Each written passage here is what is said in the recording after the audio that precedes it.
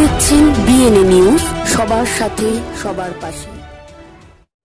কল্যাণী বস্ত্রালয় মহিলা আবরণের এক অভিনব সম্ভার।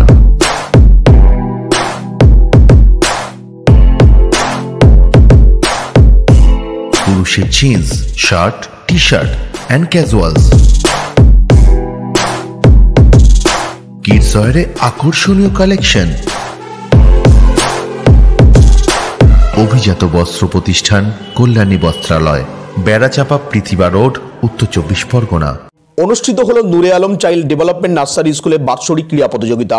গ্রাম বাংলার মধ্যে শিক্ষার প্রসার ঘটানোর উদ্দেশ্যে নিরক্ষরতা দূরীকরণ সংকল্প নিয়ে স্বল্প সংখ্যক ছাত্রছাত্রীদের সাথে নিয়ে 2012 সালে পথ চলা শুরু হয়েছিল দেগঙ্গার হাদিপুর নূরে আলম চাইল্ড ডেভেলপমেন্ট নার্সারি স্কুলের। নার্সারি থেকে পঞ্চম শ্রেণী পর্যন্ত ছেলেমেয়েদেরকে সুদক্ষ শিক্ষিকা দিয়ে মাতৃসুলভ ভালোবাসার মাধ্যমে পাঠদান করা হয় এই শিক্ষা প্রতিষ্ঠান থেকে। ইতিমধ্যে গোটা দেগঙ্গা ব্লক জুড়ে খ্যাতি অর্জন করেছে এই স্কুল। বর্তমানে ছাত্রছাত্রীর সংখ্যা 215 জন। প্রতি বছরের ন্যায় এবছরও সোমবার সকালে স্কুলের পার্শ্ববর্তী ময়দানে বিভিন্ন সাংস্কৃতিক প্রদর্শনী, দেশত্ববোধক গানের মাধ্যমে বাৎসরিক ক্রীড়া প্রতিযোগিতা অনুষ্ঠিত হয়। ছোট ছোট ছেলেমেয়েদের বিভিন্ন বিষয়ের উপরে শিক্ষামূলক প্রদর্শনী উপস্থিত গুণীজনদেরকে মুগ্ধ করে।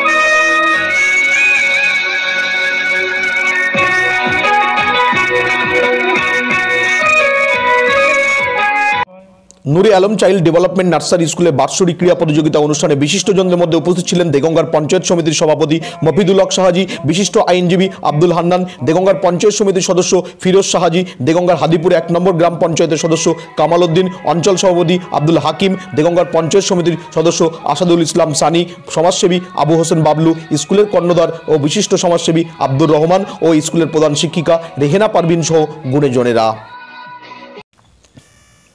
পঞ্চায়েত সমিতির সভাপতি মফিদুল হক সাহাজি এদিনের অনুষ্ঠানে ছাত্রছাত্রীদের কৃতিত্ব দেখে তাদের পাশে থাকার সার্বিক সহযোগিতা করবে আশ্বাস দিয়ে বলেন, দেখো, নূরে আলম চাইল্ড ডেভেলপমেন্ট নার্সারি এই স্কুলে আমি এর আগেও ক্রীড়া প্রতিযোগিতায় এসেছি।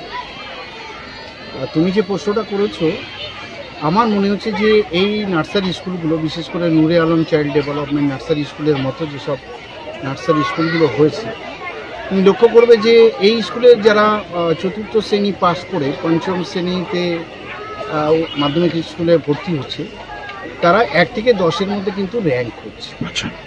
এ থেকে বোঝা যায় যে এই নার্সারি স্কুলে যেসব ছাত্রছাত্রীরা এখানে ভর্তি হচ্ছে, তাদেরকে সযত্নে যেভাবে আমাদের এই নার্সারি স্কুলের শিক্ষক শিক্ষিকারা আছে বা পরিচালন মণ্ডলী যারা আছে, তারা নিশ্চয়ই তাদের প্রতি কেয়ার থাকে বলেই এবং তাদের সেভাবে তৈরি করে বলেই এই স্কুলের র্যাঙ্কগুলো করছে। আমার মনে হয় এই নার্সারি স্কুলগুলো নূরে আলম চাইল্ড ডেভেলপমেন্ট নার্সারি স্কুলের মতো যেসব স্কুল এই আমার দেগঙ্গা পঞ্চায়েত সমিতির মধ্যে গড়ে উঠেছে, এরা নিশ্চয়ই শিক্ষার একটা দিশারি দেখাচ্ছে এবং অভিভাবকদের মধ্যেও একটা শিক্ষার আঙিনায় আনার যে ব্যবস্থা, সেই ব্যবস্থা কিন্তু অনেকটাই তারা সাহায্য করছে। বিগত বছরের তুলনায় এই স্কুলগুলোর জন্য শিক্ষার প্রবণতা বেড়েছে, এটা বলতে পারেন? একদম শিক্ষার প্রবণতা বেড়েছে।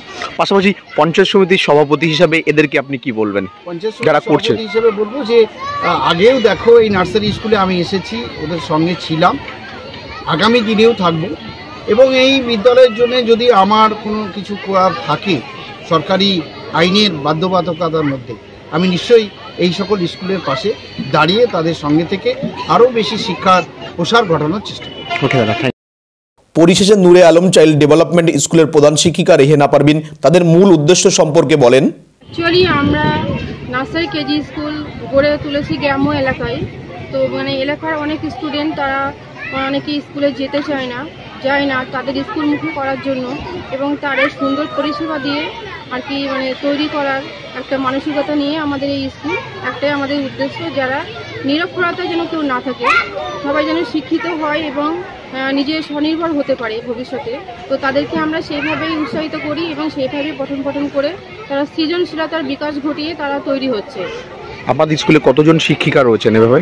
আমাদের টোটাল 11 জন শিক্ষিকা, 2 জন পরিচারিকা আছে। আজকে বার্ষিক ক্রীড়া প্রতিযোগিতা, কি কি অনুষ্ঠান রয়েছে? বিভিন্ন উদ্বোধনী সঙ্গীত, মানে আমাদের ওয়েলকাম সং, বিভিন্ন প্রদর্শনী, তো পিটি এক্সারসাইজ যেটা ফিজিক্যাল ফিটনেস, তো সেটা করি। আর বিভিন্ন মশাল দৌড় প্রতিযোগিতা, এনসিসি ক্যাম্প, এগুলো সব কিছু করে আমরা উদ্বোধন করে বিভিন্ন খেলার ইভেন্টগুলো রাখি। তো তারপরে আমরা চলে যাই খেলার মধ্যে। দেগঙ্গা থেকে শেখ মুক্তর রিপোর্ট, ডিএনএ নিউজ, উত্তর 24 পরগনা।